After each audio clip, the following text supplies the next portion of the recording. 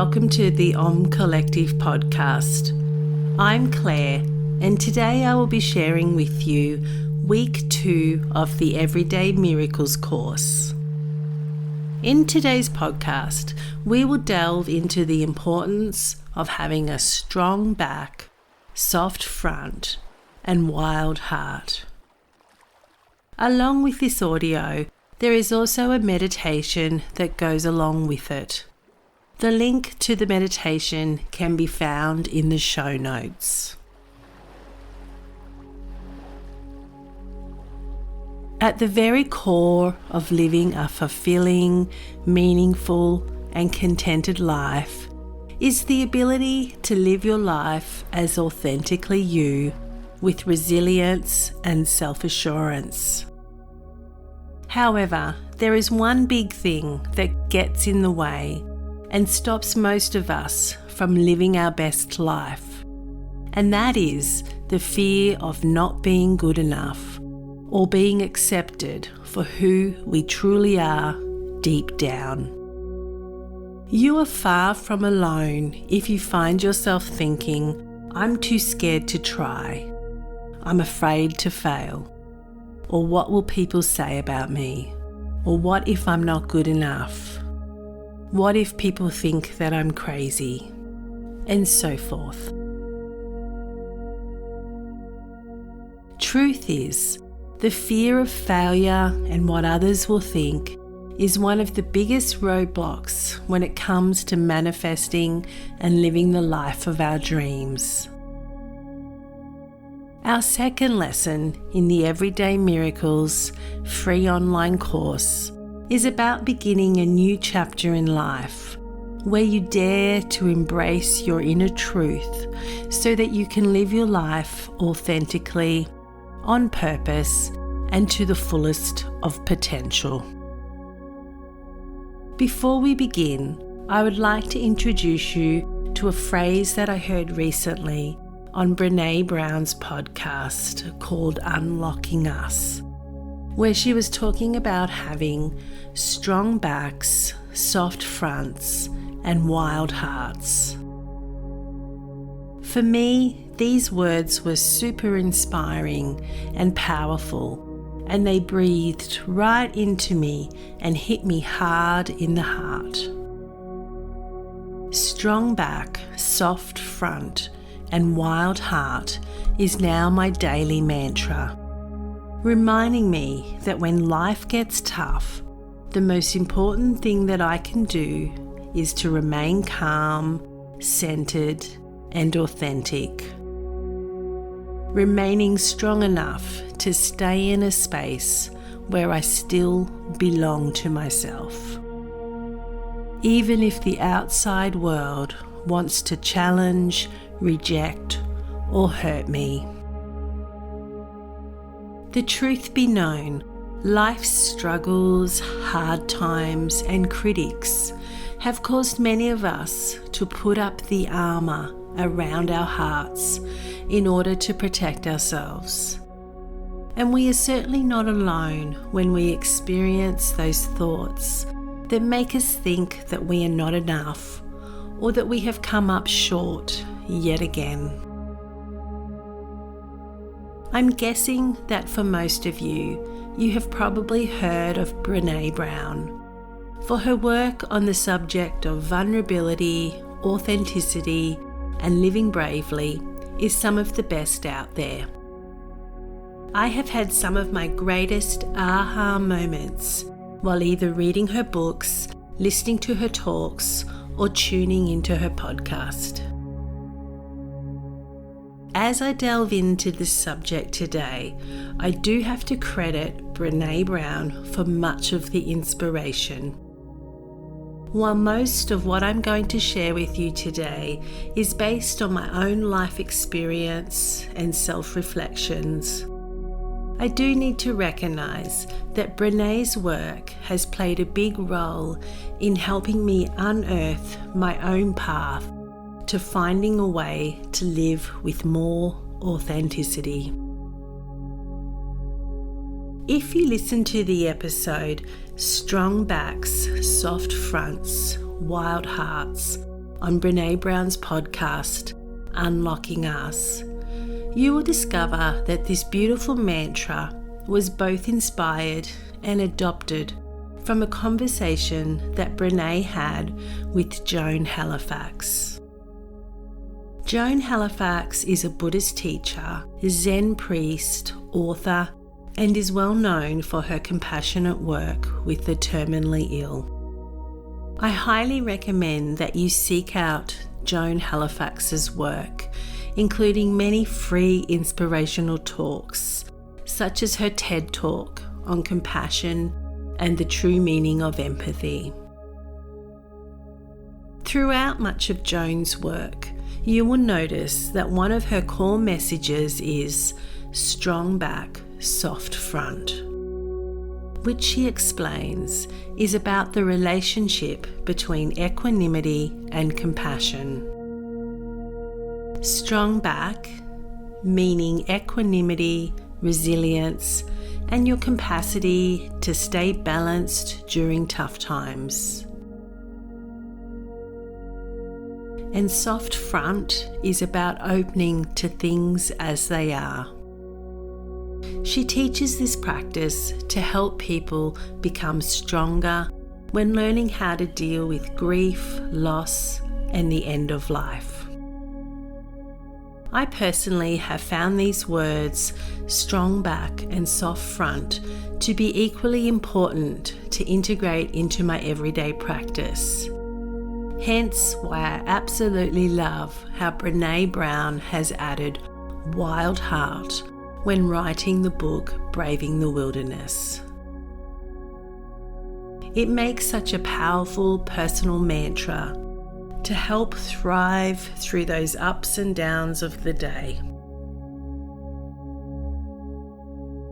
Before we go into why it's important to show up in life with a strong back, soft front, and wild heart, I want to share something from Roshi Joan Halifax about the meaning behind having a strong back and soft front. So Joan writes, quote, "All too often, our so-called strength comes from fear, not love. Instead of having a strong back, many of us have a defended front, shielding a weak spine. In other words, we walk around brittle and defensive, trying to conceal our lack of confidence. If we strengthen our backs, metaphorically speaking, and develop a spine that's flexible but sturdy, then we risk having a front that's soft and open. How can we give and accept care with strong back, soft front compassion, moving past fear into a place of genuine tenderness? I believe it comes about when we can be truly transparent, seeing the world clearly and letting the world see into us." Unquote. So when we cultivate a strong back, soft front, and wild heart within ourselves, we are embodying wholeness.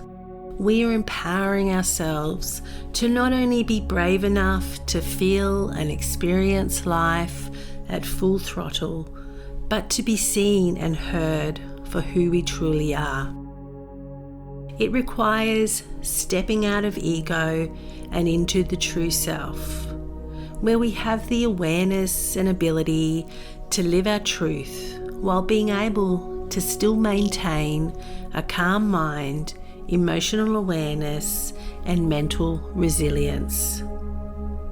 It enables us to be grounded, rooted, and strong, while remaining flexible, soft, adaptable, and open to change, especially through the tough times, struggles, and loss. In order to create everyday miracles in your own life and attract abundance, you need to stop living small by trying to fit in with the crowd. fearing rejection, and trying to please others. You need to step up and be brave enough to truly live and speak your own truth. However, you also need to have an inner resilience within that will enable you to be soft and gentle during the hard times.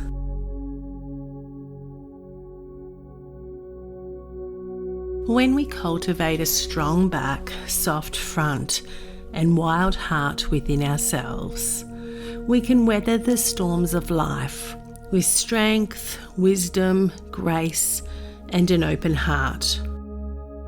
Our priority in life becomes about getting to know the true inner self, developing self-awareness, and mastering the art of growing and evolving throughout all the seasons in life, even through those times of struggle and uncertainty. Standing tall with a strong back is about trusting your own self-worth over needing to be liked, validated, or accepted by others. It's about being able to drop the need to please, prove, and pretend. Instead of letting other people silence you, it's about growing strong enough to step into your own truth with resilience, compassion, self-love, and self-respect. What I've noticed in my own life and in others is that we tend to have a hard front and weak back.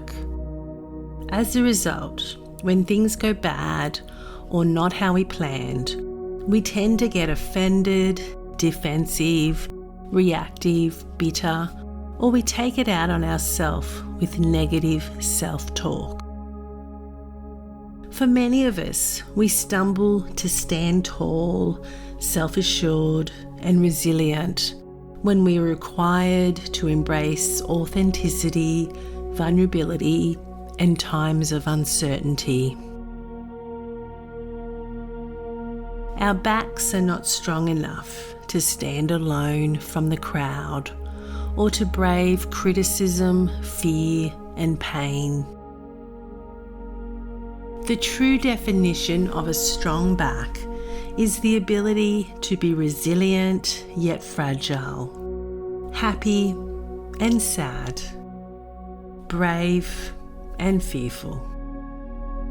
To allow yourself to become all these things requires living with both vulnerability and courage. It's about being strong yet gentle and kind. A strong back can handle the tension of staying awake to the hardships and struggles in the world around.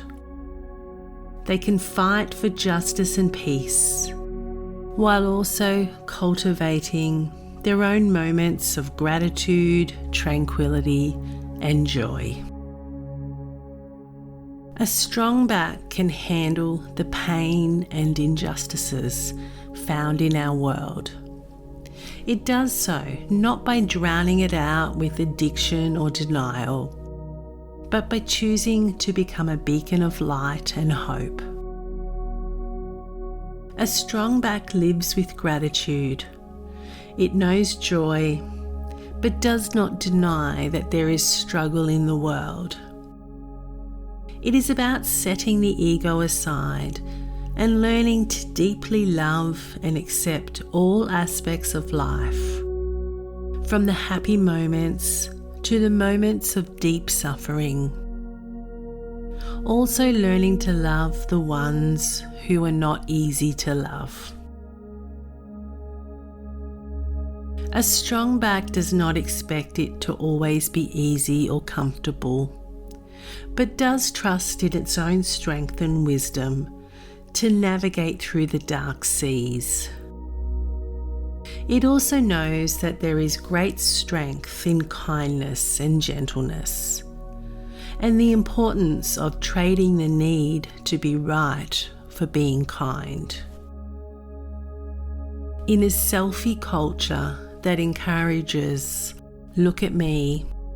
It's about having the courage to rise above all that superficial nonsense and that need for outside approval. Instead, it's about getting back to what truly matters, and that is to graciously serve others.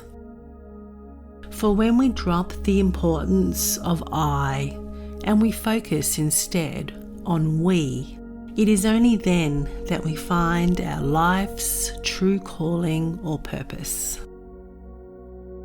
Most importantly, a strong back learns to gracefully let go of all the things that are not meant for them. In a world where competition is fierce and everyone is fighting amongst themselves to be better than each other, a strong back can detach from all outcomes and live in a space of just being and allowing, rather than being on that constant path of striving yet never arriving. Learning to love freely with a soft front is about opening to things as they are. It's about accepting life as it is, rather than longing or worrying about the future and wishing that things were different. Cultivating this quality within ourselves enables us to remain open to life without shutting down or collapsing when things go bad. Many of us close our hearts and resist life as it is. Then over time, our front hardens to protect our heart from heartache, pain, and disappointment. And to be honest, it's so hard to keep the front soft when there's so much mean-spiritedness and cruelty in the world today. While an armoured front does feel like protection, it causes us so much pain and suffering in the end, because ultimately it requires that we hide and run away from vulnerability, meaningful connections with others, and most importantly, we run away from our own true selves. When we allow the hurtful words, actions, and behaviour of others to deeply affect us, we give other people the power to tell us how we should feel, act, and be. Do not disempower yourself by giving other people the power to dictate how you feel within. Instead, try to draw from your strong back and wild heart to give you the strength to keep you soft on the front. When we let tragedy, injustice, disappointment, and despair fill our heart with hatred and hopelessness, our hearts become heavy, sad, bitter, and cynical. The price of choosing to armour up in order to protect ourselves is very high on the human spirit. It's heavy, exhausting, damaging, restrictive, and most importantly, it stops us from becoming who we truly are. If we embrace vulnerability, we will soften the front, which then ultimately makes us stronger. For when we are willing to open ourselves up, expose our emotions, and experience vulnerability, we also have the power to become more courageous than we ever imagined. I want to share with you some words from Theodore Roosevelt called The Man in the Arena. These words are etched on my heart, and they act as inspiration during those times where I am too afraid to speak my truth or walk in authenticity.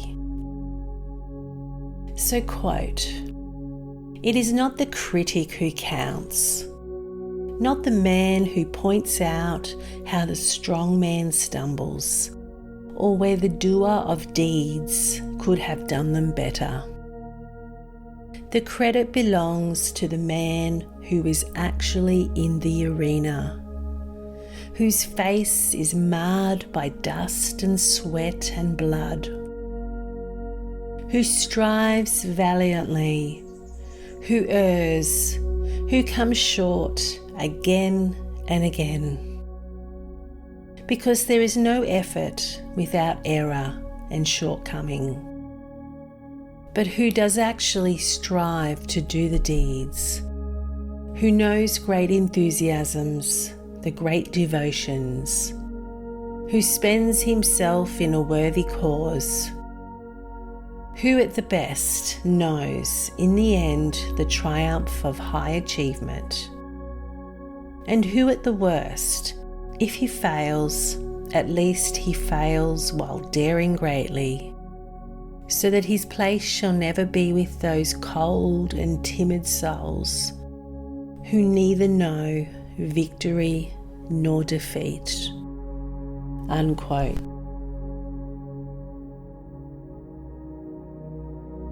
Living bravely with a wild heart is about knowing that today is a new beginning. It is a new chapter waiting to be written, an opportunity to start living life with more purpose, where there are new questions to be asked, new experiences to be felt, and more wisdom to be gained. A wild heart lives within those who are seeking more, the ones who have a desire to become the best expression of themselves. They are the seekers, the storytellers, the creatives, the compassionate, and the ones who dare to think for themselves. The ones brave enough to speak their truth, even when it means that they may have to walk alone. A wild heart starts by listening to the world around them and choosing to have those difficult conversations. It's about seeing the ones who are unseen, speaking up for those that can't or won't, and recognizing love, connection, and unity where others see fear, hate, or indifference. A wild heart will always choose connection over followers. It's about not following the crowds, but rather listening to the internal compass that guides us and reorients us back to our own inner truth. To live with a wild heart, you must thrive on ethics, intention, and conscious decision-making. Have the humility to see the world as it truthfully is, while believing that a change for a more kind and just world is still possible. It's about rising up and becoming a warrior for the things that matter most, intentionally choosing kindness over having to be right, having the heart to live at the edge, the wisdom to admit mistakes and failures, and the courage to start again. It requires keeping an open mind to everything, yet attached to nothing. It makes trusting the process work for you rather than control you. And last but not least, a wild heart will always reject complacency, will rise above the status quo and challenge corruption, nastiness, and injustice. They will always do what's right and not what's easy or socially acceptable. So to sum up living with a strong back, soft front, and wild heart, I suppose the question we all must ask ourselves is, are we on a path that is authentic to who we truly are? Or are we instead choosing a path that is non-confrontational, simply to gain acceptance from society, friends, or loved ones. To answer this question honestly, we need to take some time to examine the path that we are currently on. We need to ask ourselves questions about why we do the things we do and get really honest about why we seek the things we seek. It's about asking questions like, am I doing things just to fit in with society? Do I do things because they are labelled as the so-called norm? Or am I brave enough to speak my most authentic truth? At the end of the day, a strong back, soft front, and wild heart doesn't need external validation, and it does not walk through the world looking for confirmation that they are not good enough or don't belong. Because the truth is, if we go looking for all the places where we don't fit in or are not approved of, we will always find them. It is so hard to stand on your own and to live with a strong back, soft front, and wild heart. There are always going to be those times where it feels way too hard or that we doubt our ability. For there's always going to be the critics who hurl judgment and the naysayers who say that you can't do it. But when doubt casts its shadow on you, take a deep breath in. Allow yourself to soften and drop the armour, and then embrace vulnerability. Stand a little taller, soften your chest, and just keep walking forward with your fierce yet kind, wild heart.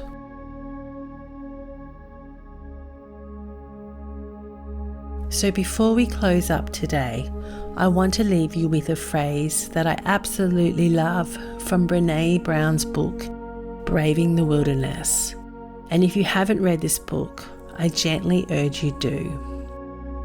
So in the book, Brené writes, quote, "Finding our way back to our own natural state of being is the spiritual practice of belonging to ourselves so deeply that we can bravely share our most authentic self with the world and find peace in both being accepted by others and standing alone in our own truth when others judge and dismiss us. Finding your true, authentic self doesn't require you to change who you are.